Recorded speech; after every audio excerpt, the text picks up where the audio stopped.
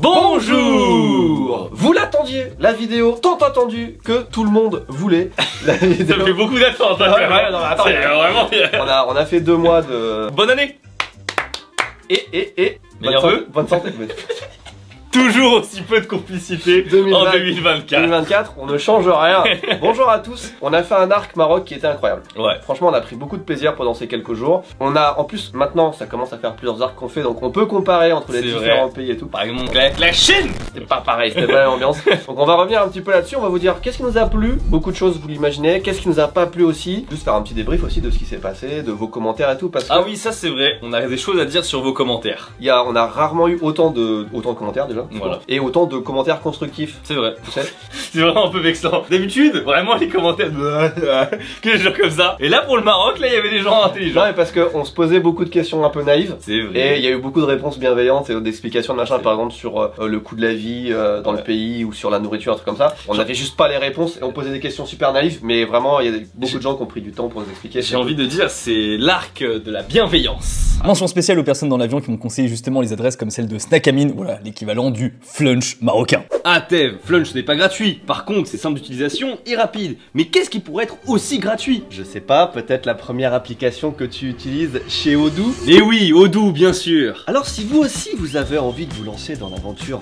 entrepreneuriale ou pas, si vous êtes à votre compte par exemple, vous avez besoin au moins d'un site vitrine ou d'outils qui sont indispensables pour gérer votre business. Et tout ça, vous pouvez le faire grâce à Odoo. J'en ai marre encore d'avoir des CV aujourd'hui envoyés par mail de mini-maker ou de monteurs qui t'envoient bien ton mail, c'est carré, c'est nickel, il y a le CV, il n'y a pas de portfolio, il n'y a pas de site vitrine. À quoi ça sert? Alors que là, il n'y a pas d'excuse, avec la première application Odoo, tu peux créer ton site gratuitement. Et elle est offerte à vie. Gratuitement. À vie. Gratuitement.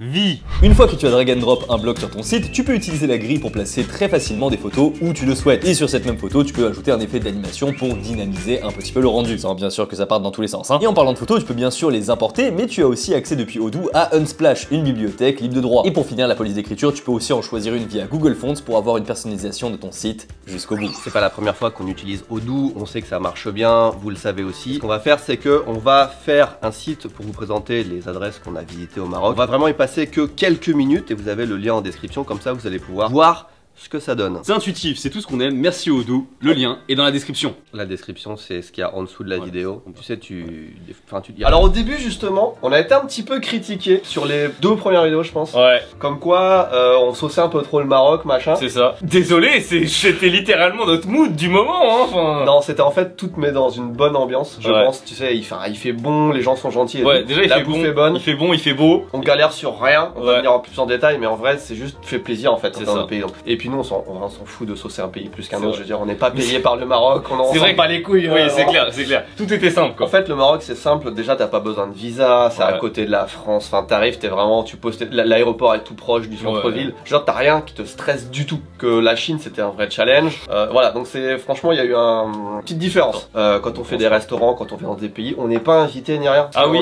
On a ces commentaires-là. Ah ouais. Oui, on a des commentaires qui disent ça. Non, mais genre, on sauce trop le Maroc ou dans certaines enseignes, on critique moins. Ah ouais. C'est vrai que des fois, on est invité, mais on n'y va pas en fait, ou on y va de nous-mêmes, tu vois. C'est vrai. Alors on y va vraiment en mode, on dit ce qu'on pense parce que on paye tout. On paye tout. On n'est jamais invité. Il y a jamais un truc entre guillemets sponsorisé par les lieux qu'on fait. Hein, ça arrive pas. Hein. Voilà. Quelques petits points qui nous ont particulièrement marqué. Je vais commencer. Moi, celui qui m'a le plus marqué, c'est le supermarché. Alors, on a un peu parlé dans la vidéo supermarché, mais je trouve que j'ai pas assez accentué ce truc-là dans la vidéo. C'est le fait que c'était propre de ouf. Vraiment, le supermarché au Maroc, c'était ultra clean. Et moi, ce qui m'a beaucoup marqué, c'était cette installation que Tev a beaucoup kiffé aussi, où il y avait plein d'olives différentes en fait, et tout était en self-service. Je pouvais récupérer les choses. Il y avait aussi la même chose pour les épices, et il y avait pas de vendeurs ou de gens pour protéger le truc en fait. Et ça, je me suis dit, c'est triste à dire, mais en France, ce serait pas possible. C'est impressionnant, dans ce sens-là. Effectivement, la bouffe. Alors, tu dis les olives, mais les pâtes, les machins. Ah oui, mais tout pareil. Oui, c'est vrai que les pâtes aussi, tout était en libre service. Putain, je me rappelais pas que c'était aussi énorme. Mais oui, c'est énorme, vous voyez. Ouais, vous voyez la taille du bac. Ouais, non, tu vois. Énorme. Et puis en vrai, le fait de pouvoir choisir au gramme près, enfin tu sais, ces céréales, ces pâtes, ces bon, machins. Ça se fait aussi dans des magasins bio, mais des trucs plus petits où il y a plus de sécurité possible. Là, on est sur un hyper marché. C'est la norme en fait. Ouais, c'est ça, où c'est normal. Et pour autant, t'as quand même tes fromages, tes produits surgelés, tes machins, t'as vraiment les deux. Donc moi, j'ai pris beaucoup plus de plaisir dans un supermarché au Maroc que dans un autre pays. C'est vrai. Ah, il y avait du staff. Oui, il y avait du staff et tout. Qui était disponible et tout, c'était cool. Oui, d'ailleurs, c'était ça, c'était du staff qui était même pas en train de poser des trucs en rayon, c'était vraiment du staff qui était là vraiment pour aider des clients, tu vois. C'est les trucs que je pense des gens de service qu'on perd petit à petit dans pas mal de pays. Alors, en tout cas, on n'a pas fait tout le Maroc et tout. Voilà, clairement. Nous, on a été bien accueillis. Alors, moi, je vais dire un truc qui m'a saoulé quand même, parce qu'on va pas faire que ça. Ouais, c'est bien, c'est bien. L'état des routes, déjà, est à peu près, c'est approximatif. C'est propre et tout, mais tu vois qu'il y a du travail à faire. Les trottoirs sont un peu cassés, machin. Mais les panneaux, les gars. Oh, ça, oui, c'est vrai. Attends, imagine que ça, c'est un panneau. Un panneau de signalisation, genre par exemple un sens interdit ou un truc comme ça. Voilà. D'où tu mets ton putain de panneau là. Franchement, on était dans la rue, on devait faire comme ça. Oui, comme ça. Il y a des moments, en fait, si tu fais pas gaffe, wow, tu sais, genre vraiment. Moi, je m'en suis pris un. Au début, c'est marrant, tu dis ah ah ah. Ouais. Et quand tu te le prends dans la gueule, le panneau, tu fais ah ah ah. Non, mais ça, Casablanca, vraiment, il y a un truc à faire là-dessus parce que c'est toutes les rues, tous les putains de panneaux. Ils sont même pas, tu sais, t'en as, ils vont être là, là, là. Tu sais pas comment t'ajuster, t'es comme ça, machin. Bon, c'était pas non plus constant, mais c'est vrai qu'il y en avait plusieurs comme ça qui étaient un peu surprenants. Le réceptionniste de l'hôtel qui t'avait vu, je crois, où t'as failli te cogner, et il avait un peu, pas rigolé, mais je veux dire, il avait dit ah oui, effectivement, ça arrive. Et en parlant du réceptionniste de l'hôtel, c'est le réceptionniste. C'est la récession. C'est vrai qu'il y a des périodes. Le réceptionniste de l'hôtel, c'est lui qui nous a donné en fait l'application Drive In, qui est l'application en fait l'équivalent de Uber, littéralement. Pour les taxis. Du coup, c'était ultra pratique. Vraiment, c'était tellement plus facile, c'était tellement plus réactif que Uber. En plus, il y a une fonctionnalité un peu intéressante où tu peux, en fait, tu as un prix affiché de base qui va faire en sorte que les chauffeurs viennent. Mais si jamais tu veux que les chauffeurs ils viennent plus vite ou alors si tu galères pour en trouver, tu peux augmenter ton prix toi-même pour faire en sorte que allez, comme ça tu deviens un truc plus intéressant et les gens ils peuvent plus venir.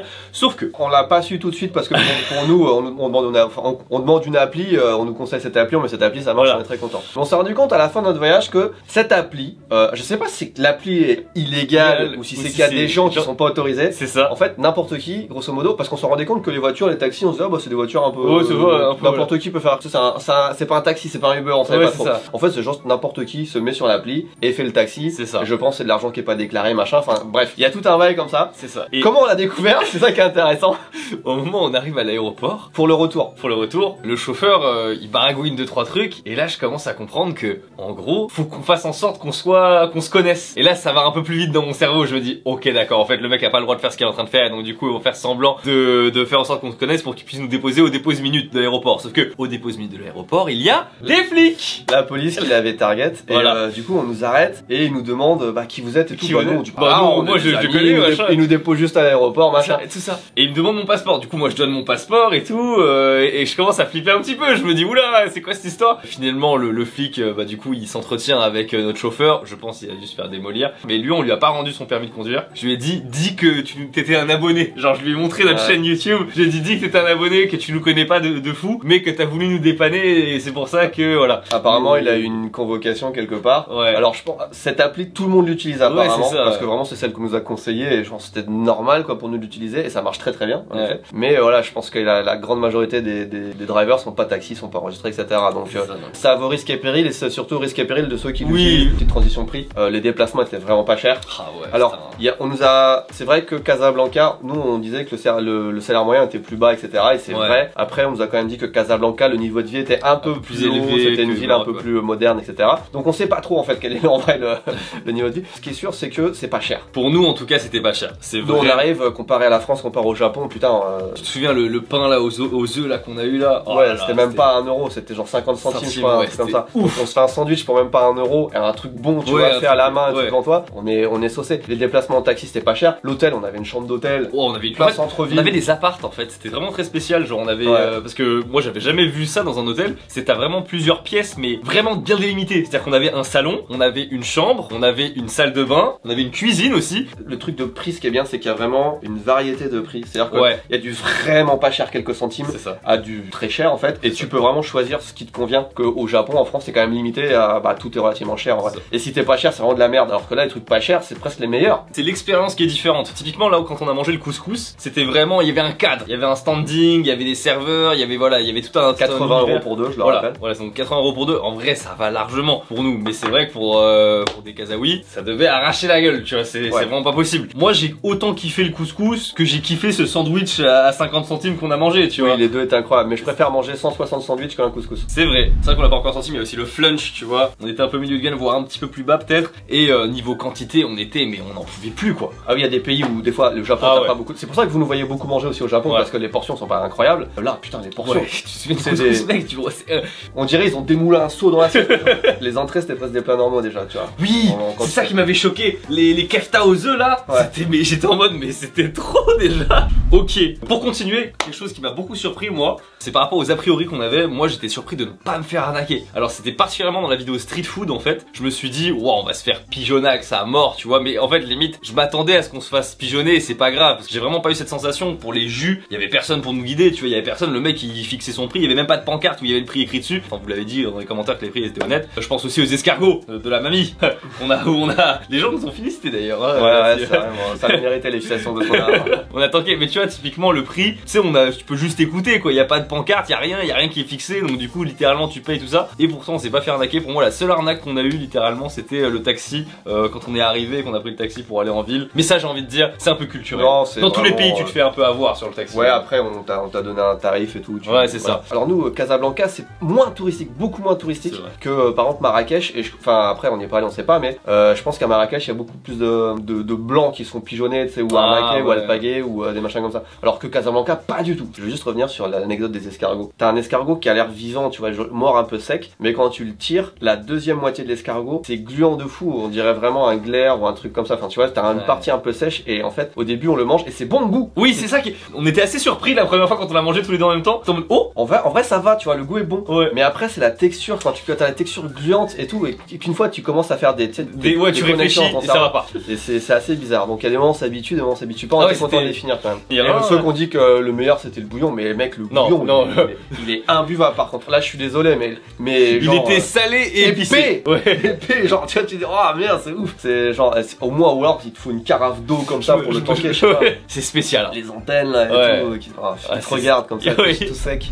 Ça c'est vrai que ça a été un peu biaisé aussi parce qu'il y avait pas mal d'abonnés qui nous ont entre guillemets reconnus là-bas. Mais qu'est-ce que les gens étaient vachement plus sociables que dans les autres destinations qu'on a faites. Oh là là, ça n'a rien à voir. On a eu même avec les chauffeurs en fait, ça n'avait rien à voir, la manière de discuter, on pouvait demander des trucs, c'était beaucoup plus sociable. Je pense aussi à une interaction que j'ai eue avant que Tev par exemple arrive au centre commercial. Il y avait un enfant avec son papa qui sont venus et qui sont venus à la même table et tout, et donc du coup au début le papa était tout gêné, puis finalement je lui ai dit non c'est bon on est que deux, du coup vous pouvez vous mettre. Le mec il a dit ah merci beaucoup. Enfin tu vois, il y avait toute une sorte d'interaction comme ça qui était très différente de ce qu'on a pu vivre par exemple en Chine ou même à Guam. Le serveur dans le restaurant de couscous, on l'a pas montré. Oh il était le mec incroyable. Il arrêtait pas de faire des vannes, mais il nous vannait mais tout le temps. Et c'est un restaurant chic en plus. Oui, tu vois. Plus. Vous avez des toilettes? Oui bien sûr. Mais il se casse. Le mec il se casse. Il était incroyable. On mettait la carte lui, il insérait et après il reprenait le truc, il dit le code c'est quoi? Genre c'est des trucs comme ça tu vois. Il était incroyable mais hyper classe. Ouais c'est ça. Tu sais il faisait des trucs et machin, il pose le et après il sort une vanne, on était mort de rire. En vrai on a payé un peu un show aussi. On l'a pas trop filmé et tout, c'est dommage